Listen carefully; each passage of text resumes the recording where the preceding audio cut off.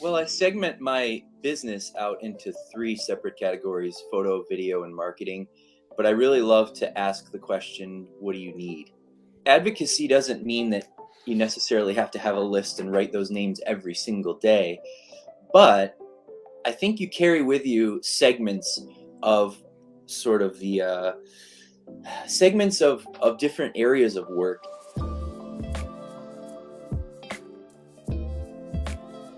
Todd Bailey is a creative mastermind delving into the arts, business, and charitable endeavors. His passion-led progress, combined with the currency of advocates, has led him to build a conglomerate of businesses, service brands on both a national and local scale. Todd has been a friend of mine for literally going on a decade now, which is wild. I think I've known Todd longer than I've known any of my guests so far on the show. I've gotten to know Todd a lot over the years, and one thing that stands out about this man is exactly what I just read in the introduction. He is obsessed with progress, but not just making progress that aligns with his mission and what he is passionate about in his life. I know that you'll love this conversation with Todd. He's a funny guy, he's charismatic, and he's very, very knowledgeable and also very humble. So please listen. As you listen, understand that this is a man who's constantly on the new projects, new endeavors, and he's here today to help you make passion-led progress in your own life. When you take away any piece of strategy or advice or insights, or maybe Todd made you smile, maybe he made you laugh, then please share this show with just one other person who could use it as well. So without further ado, the man, the myth, the legend, Mr. Todd Bailey. What's up, brother? Good morning. How you doing, Brandon? Dude, it's great to be here with you, man. How are you doing? That was an amazing introduction. Thank you. I'm doing very well. It's an amazing introduction for an amazing man. Thank you. And I'm excited to talk with you. So I'm curious because you always have like the best answers for everything. And when I've heard people ask you what you do, you explain what you do in a way that's different than a lot of people explain what they do. So when people ask you, like at a networking event, BNI, whatever it might be, Todd, tell me a bit about yourself. What do you do? How do you answer that question? Well, I segment my business out into three separate categories: photo, video, and marketing. But I really love to ask the question, what do you need? Right. And I think that, at this stage of the game, I'd like to believe that I've earned the right to ask that question, because I do believe that I have a plethora of answers for people who are potentially seeking out a resolution for a problem, or, just looking to forward something. And that's in large part due to, developing a Rolodex of really great people that I trust, and that I can pass that trusted referral on to others as a resource. So even if these people that I meet don't necessarily need a picture or a video or a new website, I'm happy to make introductions and forward their passions in any way I can. So when you ask someone that question, what do you need? It probably first catches them off guard because a lot of people probably don't hear that question asked to them. And then they're thinking, okay, what do I need? And they tell you something completely out of your wheelhouse. What happens after that moment in time? Something that's out of my wheelhouse. So, I have a number of things, obviously, that aren't in my wheelhouse. I'm not an expert in everything. I don't think anyone can be. My stepdad has a great saying. He says, I know a little about everything, but not everything about anything. So I think the key is really, once you've expanded your network outward in such a way that, you really kind of cover all your bases in terms of, if somebody has a need in medical, or if somebody has a need in manufacturing, I've got people that I can align with them. And so although they may have a need that's not necessarily something that I personally do, my goal is still to be a resource, no matter what. And even if it's just some positive, uplifting message, whatever that might be, I just love to forward something. If I identify a situation that has a clear, delineated, forward moving path opportunity, that's when I get excited, because I love the premise of taking something from point A to point B. That just excites me, and it sort of, gets me out of bed every day. Yeah, absolutely. Me too. What you just said there, your goal of being a resource for people. It's funny you say that exact word, because I've had Christine Smith on the show several times now, and she'll be back on soon. but her number one goal is to be the resource for people. And I feel like you two are like very, very similar in that way. You're always just thinking, how can I help this person to achieve their goals? Like this concept, especially for me, 6 years ago, the idea of helping other people achieve their goals will actually help me to reach my goals. It was kind of an alien concept, right? I didn't attend networking events. I wasn't consciously building my network. Both of us come from corporate America, right? Working in a large sales organization. And networking wasn't something that was really talked about, especially networking with people outside of the organization. Did someone introduce you to the world of networking? Like, when did this mindset of being a resource for people actually hit your mind consciously to the point where you said, I'm going to go out there and make a conscious attempt to help connect people with solutions that they need? Yeah, so if I could summarize one thing quickly, I developed a conversation piece, not necessarily a training, not necessarily a book, but just really a conversation around three topics. And I call this Intern. And it consists of passion led progress, the currency of advocates, and habitual contributor. And in this presentation, I have pinpointed the moment the lightning struck me and said, "Oh my gosh, this is powerful." And that moment came from a friend of mine who I believe you know, Zach Haggis. Mm. And so I was working, as you said, in corporate America at the time in sales. And my friend Zach called me and he told me something that he was doing. He was writing down a daily task list, action list, if you will, would carry that forward on a daily basis. And one of the things that he was writing on that list every single day was find a referral for Todd Bailey. Wow. And that just struck me. I mean, it was kind of stopped me in my tracks. And I thought, boy, I don't know that anybody's ever gone that above and beyond on my behalf. And I know we're good friends, but boy, that just seems really extra. And so subsequently, throughout the preceding years, he and I did some national marketing uh, programs with NASCAR and some major situations that occurred between the two of us, just facilitating and moving things forward. And that consistently stood with me. And I met more people that were out there doing similar things. And I thought, there really is something to this. In fact, I had a conversation the other night with a young man who was concerned a little bit about AI and technology kind of overtaking relationships. And I think this is another topic of another conversation, but more now than ever, I believe that human connection and the webs that we weave of passing people around that could benefit from knowing one another, that human connection is sort of dwindling in some ways. And so I think it's a combination of, really being and learning how to be an advocate for others and being human about it and just having a sincere interest in helping forward something for someone else on their behalf. So I'd like to take this down to brass tacks and ask a very maybe obvious question, but at the same time, maybe it's not so obvious. Why would Zach put on his action list, find a referral for Todd Bailey? What's the benefit for Zach? Why did it not say build my book of business as Zach Haggis? Why would he put on his list to find you business on a daily basis? That is exactly what I asked.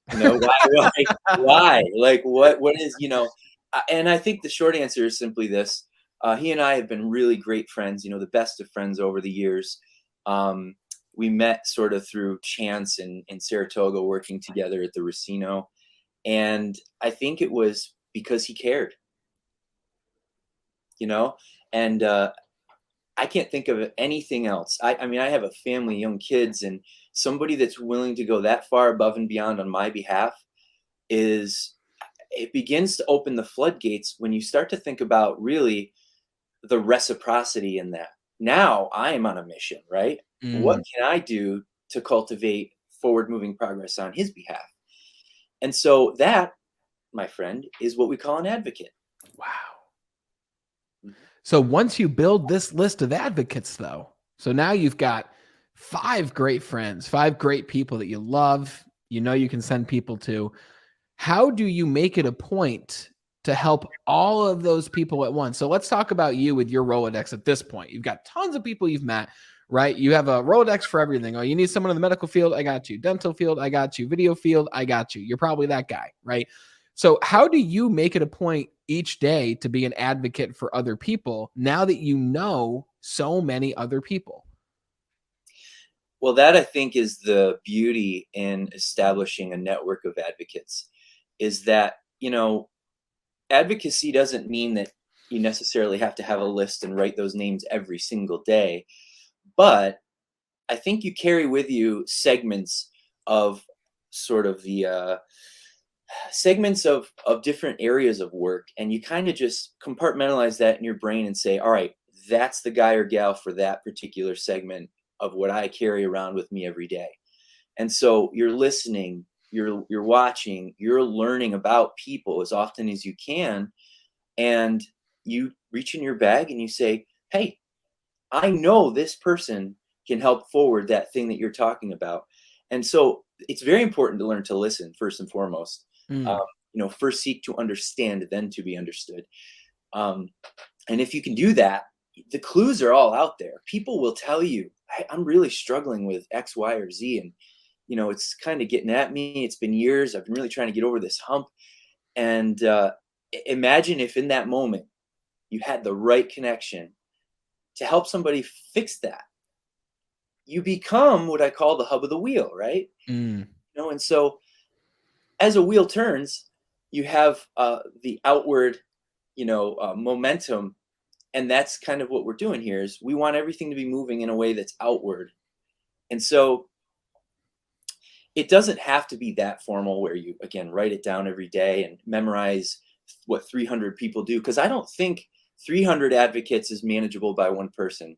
I think it's more realistically, a 15 to 20 might be healthy, might even be overkill. But I remember going from 1 to 2 and 2 to 3 and 3 to 4 and building it one at a time. And you realize when someone's an advocate because they start to get excited about the same process of turning around and forwarding you and your business or your desires, right? And the irony is, I don't think this can be overstated.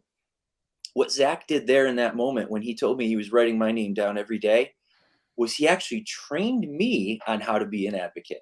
Mm. So when you develop that ability to be someone's advocate, inadvertently, what you're doing is you're teaching your would-be advocates how to be an advocate. Yes. It's fascinating whenever I speak with you because the conversation is literally always this. It's always this. It's all about meet this person. I should introduce you to this person, or I met this person. They were very interesting, and it led me to this opportunity that I never even knew would have existed. Like, I won't get into details because I'm not sure that you can, but all I'll say is this new musical opportunity that you found yourself in that I'm guessing a year ago, we don't want to talk about that, right? We can't really talk about that. I don't know that it's warranted at this point, but Okay, it's that's fair. one of many just kind of things that, from an outsider's perspective, just fell into my lap, right? Yes. And I think that's the key here is that sort of thing starts to happen more frequently as you grow your list of advocates. Yes. The phone will ring and you'll catch up with an advocate from a year ago, 2 years ago, 10 years ago, who all of a sudden reached into their bag and found your name and said, hey, I got to connect with Todd or this person with Todd. And so that's the key really is to maintain relationships, to be an advocate in order to train your group of advocates.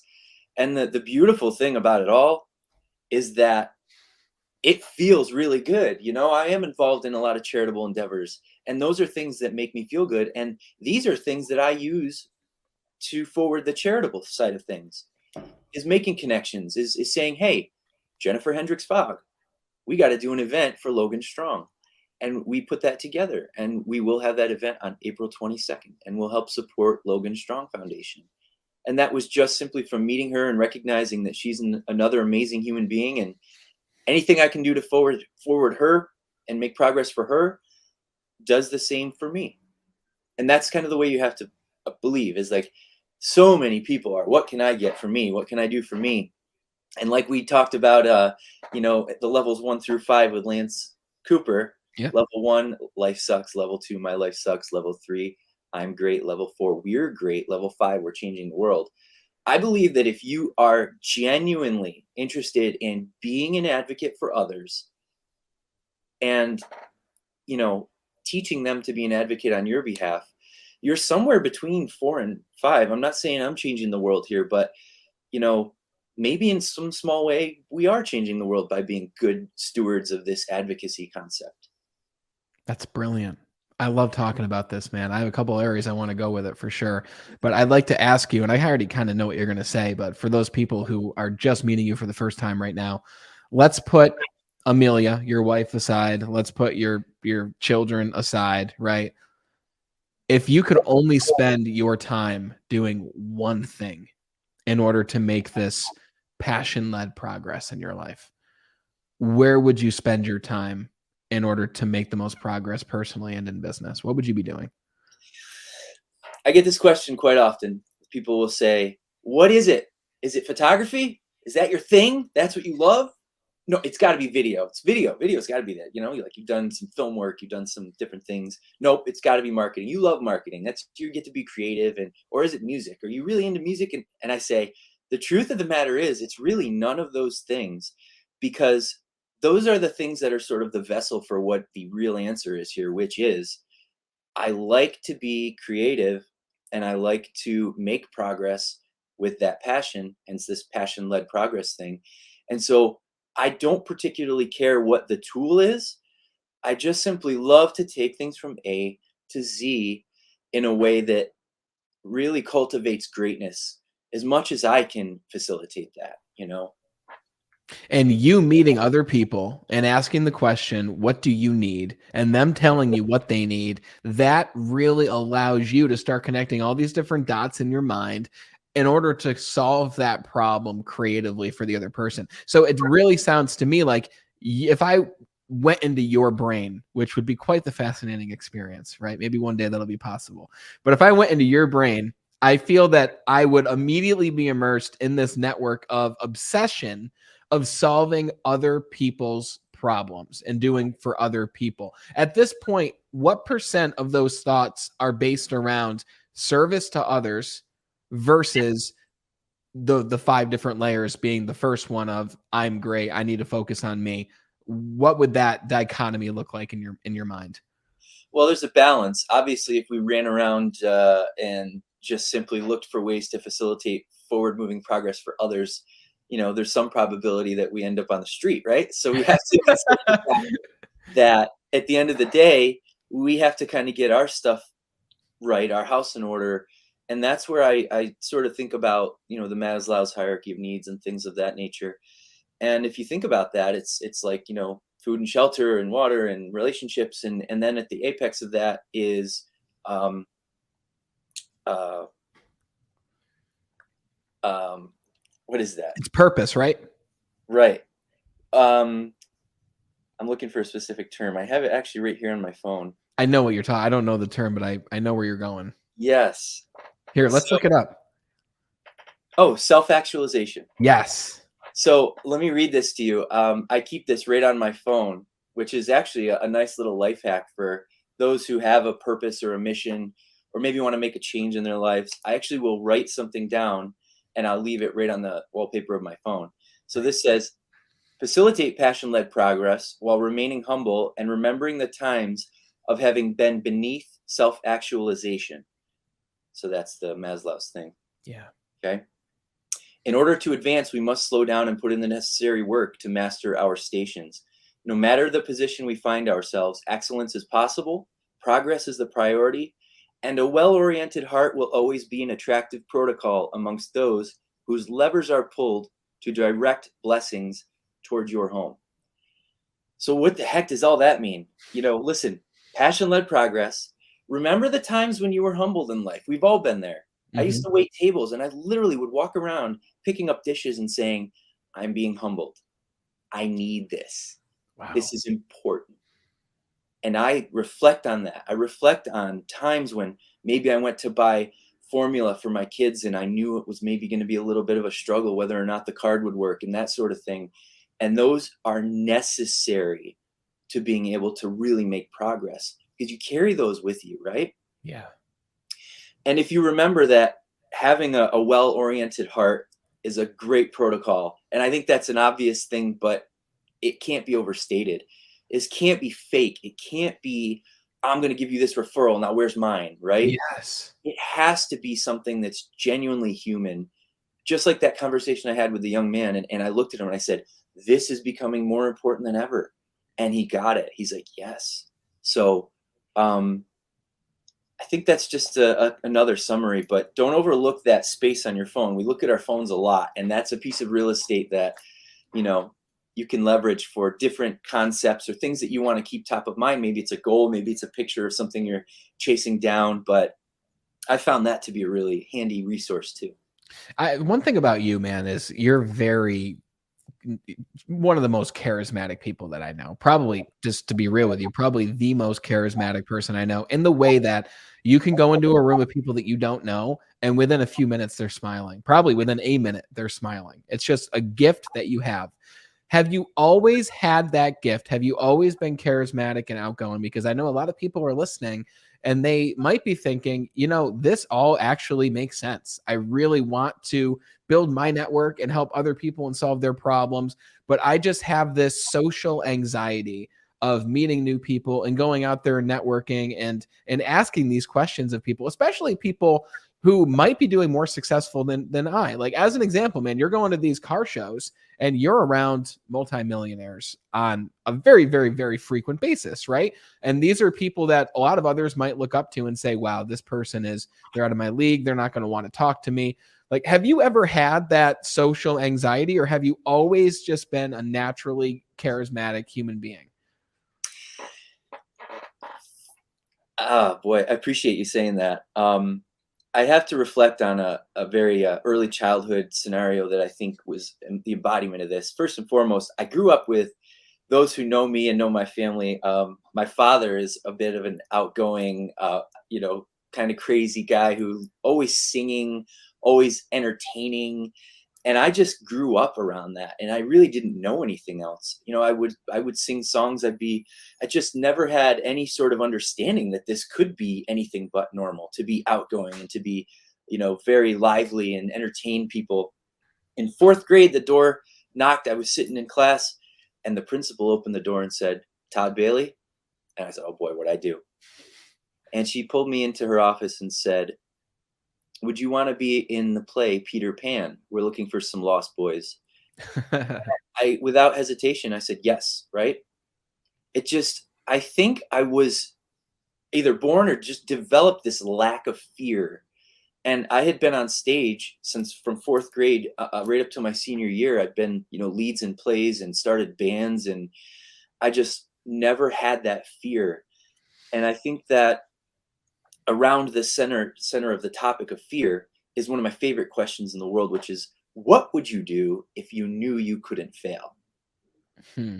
And so I think fear can be something that really is an inhibitor and can hold you back. But what is that really? Well, I think it just like anything. I love the example of driving a car. The first time you do it, you're a little bit scared, right? Where's the brake? Am I going to hit the gas on accident? How do I shift, or whatever this may be? But over time, the repetition of it develops a level of comfort. And so I think that can be applied to a lot of different things. So being willing to expand your limits of fear. And I've always found that one small thought helped me around so many little mind blocks. And that one of, hey, what would you do if fear was completely out of the equation? And then I started to think, well, fear is kind of silly if you think about it. I'm no different here talking to you than I am in front of 1,000 people on a stage with a guitar in my hand, than I am, sitting talking to my kids. I'm the same person. So as long as I have the right stuff, that's the key, that warrants being outward, it doesn't matter where I am, right? You think about like a Jordan Peterson or somebody like him. You could pick him up, pluck him, and put him in front of 100,000 people or 5 people, or whatever. He's always going to have the right stuff coming out, in my opinion. I don't know. I know there's people who may not love him, but so I really learned that if you work on the substance of you, then the exposure of that becomes vastly easier. So those are the two words that I use to define success: substance, exposure. Become substantial first, and then how do we measure that, right? Am I a substantial person?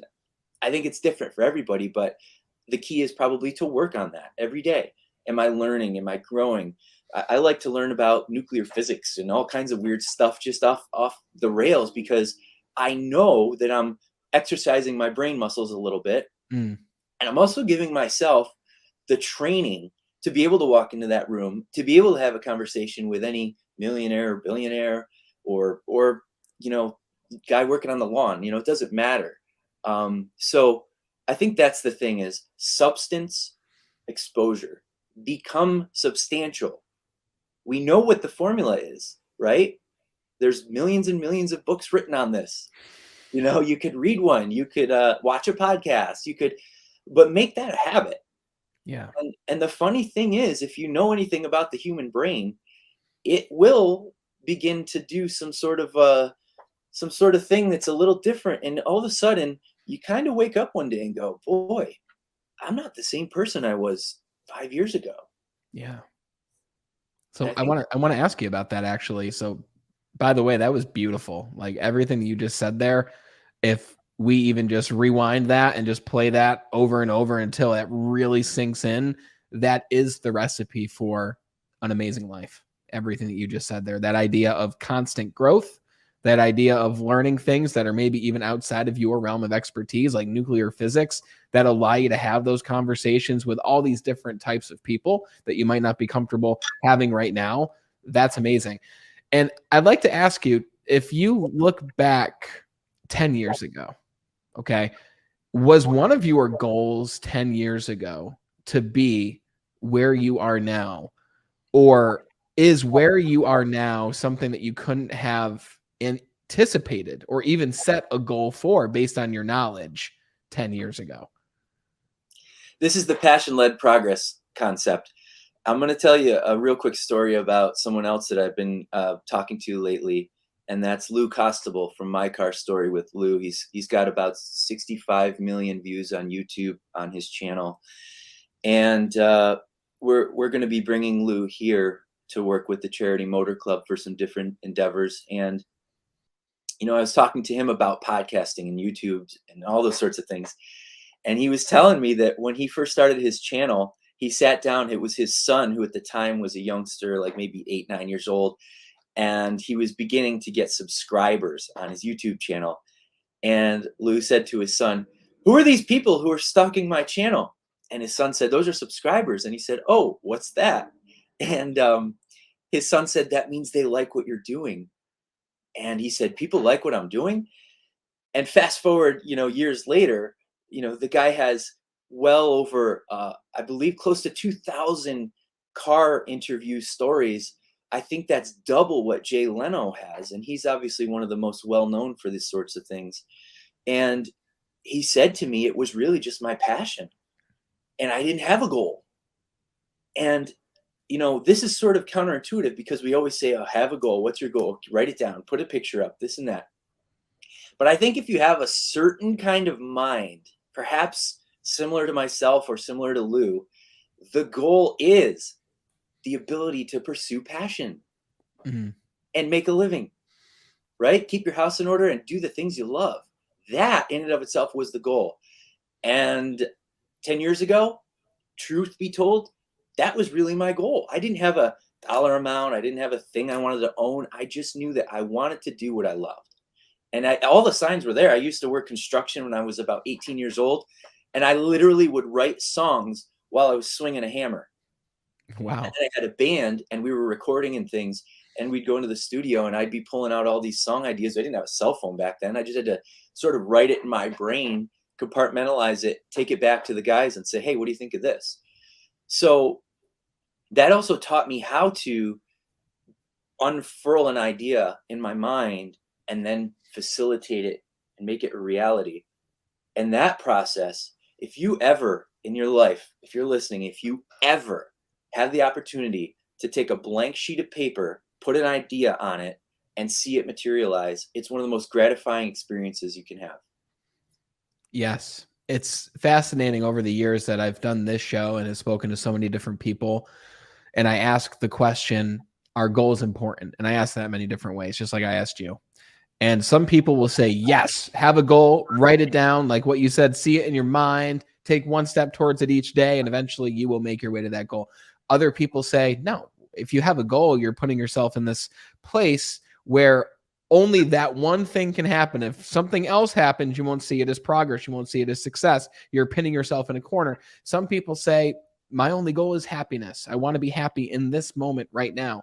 And as I get older and I'm nearing 30 years old, I'm starting to realize that my early ideas of the importance of goals are not the way that I see them now. I find that my idea of goals is changing. The idea of having a SMART goal, specific, measurable, attainable, realistic, time bound, it's not as important to me. And I feel like my view on goals is changing to be more like your view on goals, right? Based on the opportunity that comes your way. Does this opportunity fit itself into my personal idea of passion-led progress?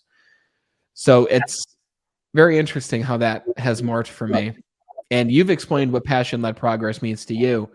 For the person listening who says, well, what could passion-led progress mean for me? How does a person, like, do you recommend they put a note in their phone? Do you recommend they write it down? Like, do you believe it's important to know what passion-led progress means for the individual, and how can they find that? I think we have to acknowledge what I think is a little bit of an elephant in the room. Not everybody is either creative or not everybody fully understands what they're even passionate about. Mm-hmm.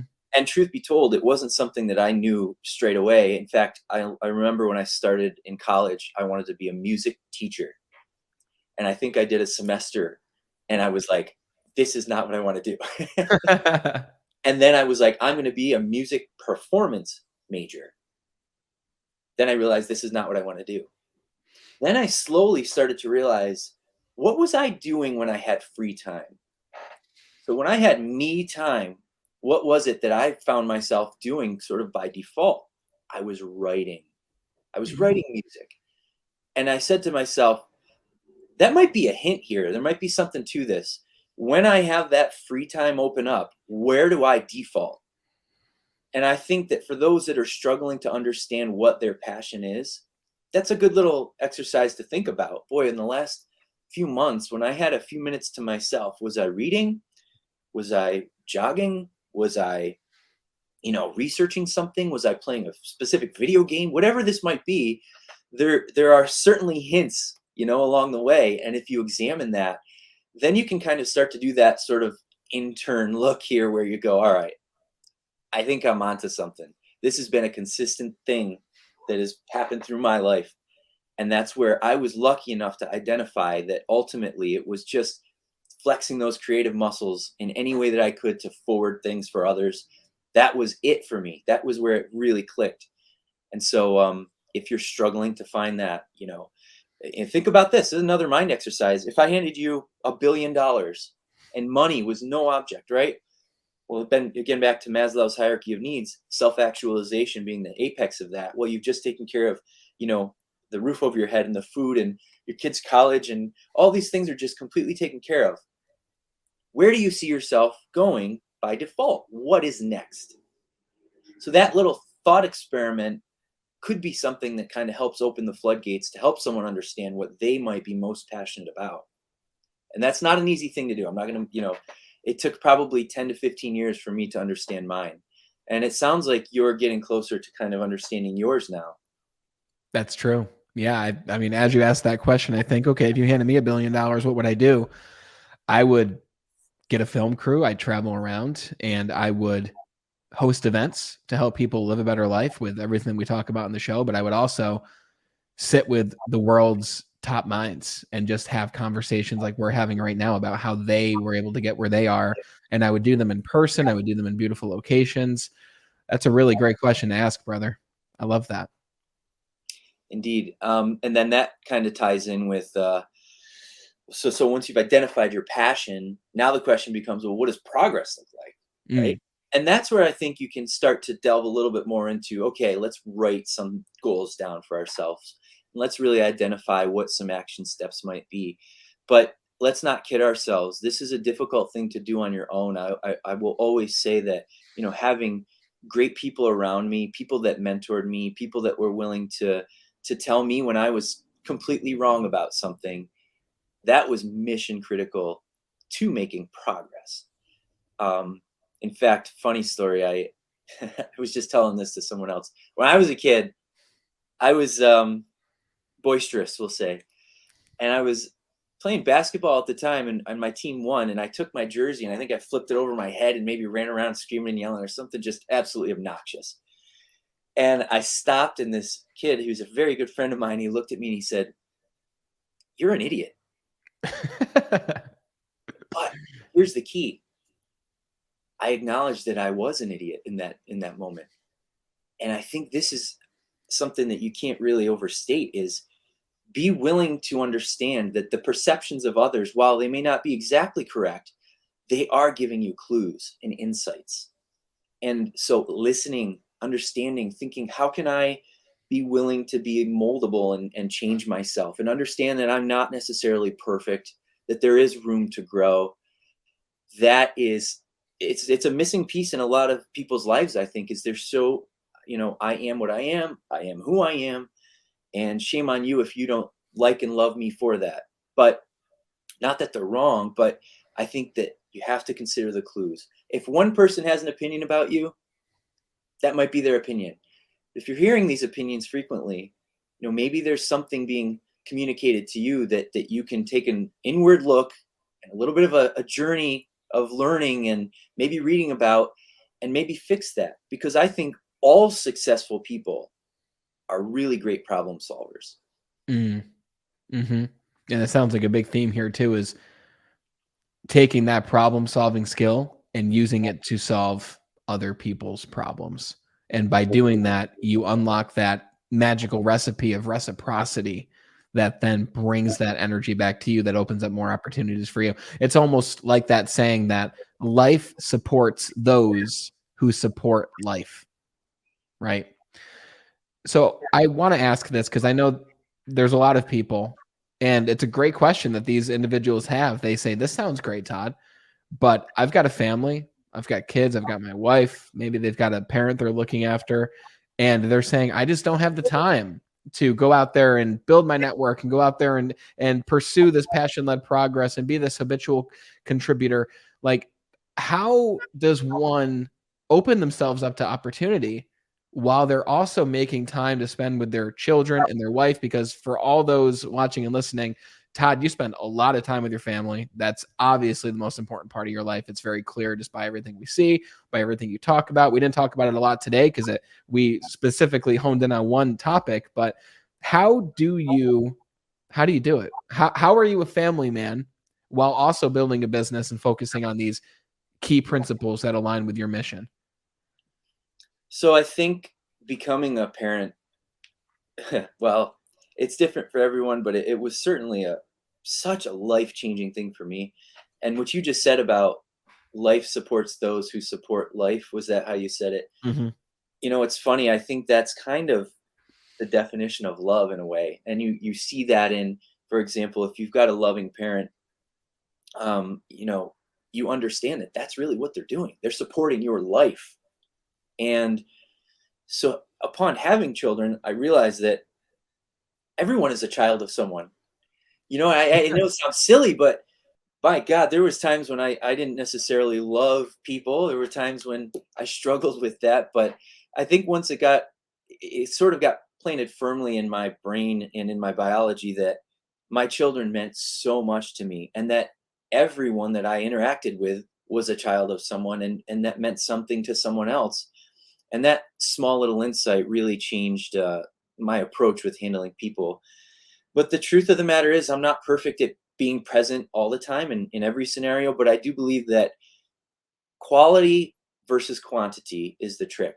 It doesn't have to be an abundance of quality time necessarily.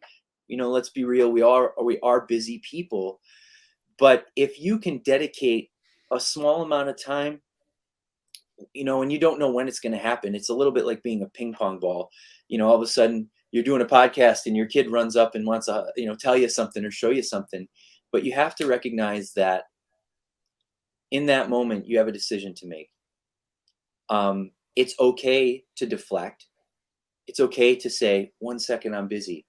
But only if that's followed up with that quality moment, maybe later on, right? Yeah. So it's not necessarily about, just constantly going from thing to thing, but it's about when you arrive on that thing, whether that's a friend, family member, client, coworker, and you are fully present. It doesn't have to be an abundance of that. It's just give it in small doses as you're able.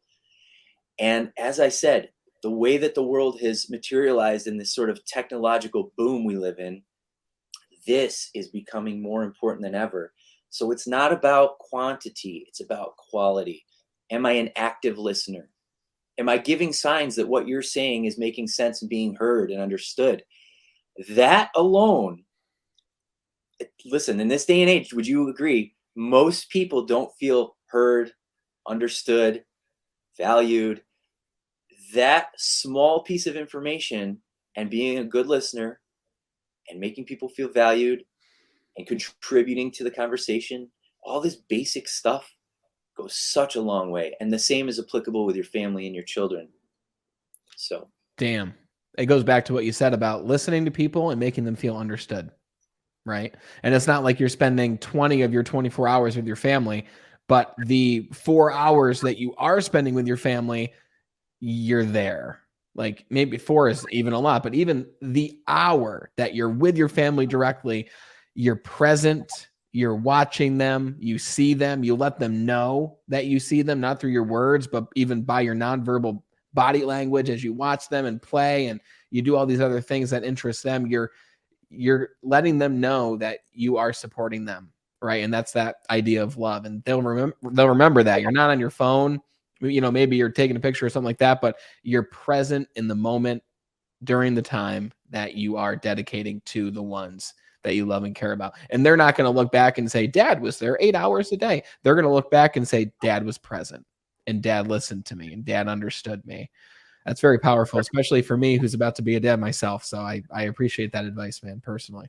yeah, questions. There's not a day that goes by, and I'm not saying I'm a perfect father by any means, but I think the key is every day I love to ask my kids, hey, how's your day? It's a simple question. How's your day? How'd you sleep last night? What'd you have in school today? Really listen, and then counter that with, oh, how did that go? Tell me a little bit more about that. And you know what? The the consequences of doing this that you just can't imagine. Like, for instance, your children become conversationalists. Mm. And that reveals itself when you're in social situations. And I can't tell you how many other parents and family friends will come up and just say, your children are so nice to talk to. Hmm. So I attribute that to, just being conversational with them and, learning, teaching them how to listen based on the way that you actively listen and so on and so forth. So that's the beauty of, to summarize all these things, I think, is not only is it about reciprocity, but it's also about inadvertently educating the person that you're across from, just like the way that, say, Zach inadvertently educated me on how to become an advocate. Yeah, absolutely. So let me ask you, I'm just curious because I didn't ask you before. What do you need right now? Wow, that's a good question. One of the most powerful questions in the English language. What do you want, right? What do you want? Yeah. What do you need? So,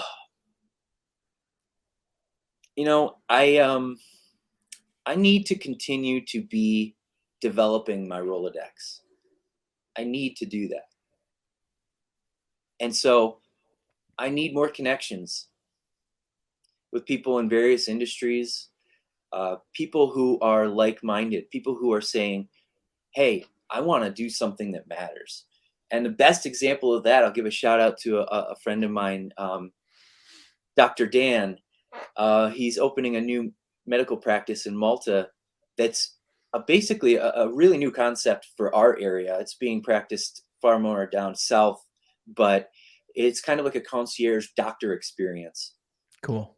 And when I talked to him about that, he said, Todd, I was in these, corporate hospitals, and it was all about turn them and burn them, kind of just get people in, get them out. They were measuring our keystrokes on our computer. Wow. And we lost that human connection. That's not what I wanted to do when I set out to do this. And so I helped him come up with a slogan for his new practice, and that's rehumanizing healthcare one patient at a time. That's Because great. it's dehumanizing the experience in healthcare right now in some instances, right? Yeah. This person, that person, 5 minutes with a doctor, here's a prescription, you're out. So at the end of the day, what do I need? More connections, more passionate people, more people that want to make progress that I can facilitate on their behalf, or vice versa. And we can work together and be a community of people that are led by passion and doing creative things and things that really make a difference.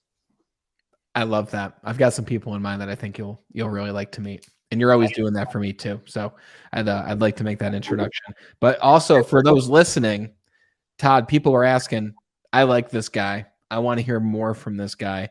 Where can people follow you, see what you're up to, and follow your passion-led progress? I've got the Instagrams, got the Facebooks, Okay. got the website, tbphotopics.com, P-I-X, tbphotopics.com. At this stage of the game, I had not intended on being a speaker necessarily. I will be presenting this currency of advocates to a real estate company soon, but this is a great example of unintended consequences. Me being here right now, this is never something I had planned on doing for myself, is speaking about any of this, but all of these things that I've, kind of put together over the years. And by the way, for those of you that are creative, I would encourage you to utilize the basics like notes in your iPhone, if you will, and things like that. And that's how a lot of this stuff came about. I was laying in bed at night, 2, 3 in the morning, your brain's firing on all cylinders. Take that phone out and record it down for later. You never know when it becomes relevant. So I'm out there on the web. I'm not a speaker per se, but I'm always interested in connecting with people and happy to learn more about what your passion-led progress looks like. Don't listen to him, guys. He's a speaker, and he's a damn good one at that. You heard him speak for the last 50 minutes, dropping knowledge bomb after knowledge bomb. And Todd, you've given me personally a lot during this conversation. And whenever that happens, I know that it's going to be felt by the others listening as well on all the different platforms. So guys, for those listening, links are in the description, tbphotopics.com for Todd's website, as well as I will list his main social medias for you to go and follow and start a conversation with Todd. Obviously, you can see he's a really cool guy, and it's not just, what you see is what you get. This is Todd. I've known him for a long time, and yeah, brother, I'm just so excited that we made this happen. I'm excited that you joined the broadcast after all this time that we've been talking about it, and I feel that this was the perfect time. So I'm glad that this door opened, and I'm looking forward to have you back on the show in the future, brother. Happy to do it. Great to be here, and congratulations on all your growth. It's great to see. Thank you, brother. This was an awesome conversation at really how you can open the door in your life for more opportunities to not just grow your network, but to begin asking the question, what do you need when you meet people? When you think about the people in your life, what do those people need? But not just solving their problems, but also balancing your own growth, your own life, your own family, your own income, your own business, but they tend to go hand in hand, right? Those who support more life supports that person back. It's that idea of reciprocity. So when you give, you always receive, but you never give with the expectation of receiving. And I think through this conversation with Todd, you're able to see and hear that for yourself, just not based on Todd's words, but based on everything that Todd's built over his business and career and family experience and his whole life in general. So please go connect with Todd, start the conversation if it makes sense by going to his social medias below. Todd isn't just this podcast cruiser going on every show. He's a real dude out there helping a lot of different people. And it's very, very likely that you will see him and his endeavors in the near future here, especially in the next decade or two. Todd is going to be even out there more, doing so many more amazing things. And we'll have him back on the show to talk about those things too. If you found any value from this conversation, please share this show with just one other person who could use it as well. And I thank you for watching and listening and being the best part of the Be Better team. Until we talk again next time, continue to be better.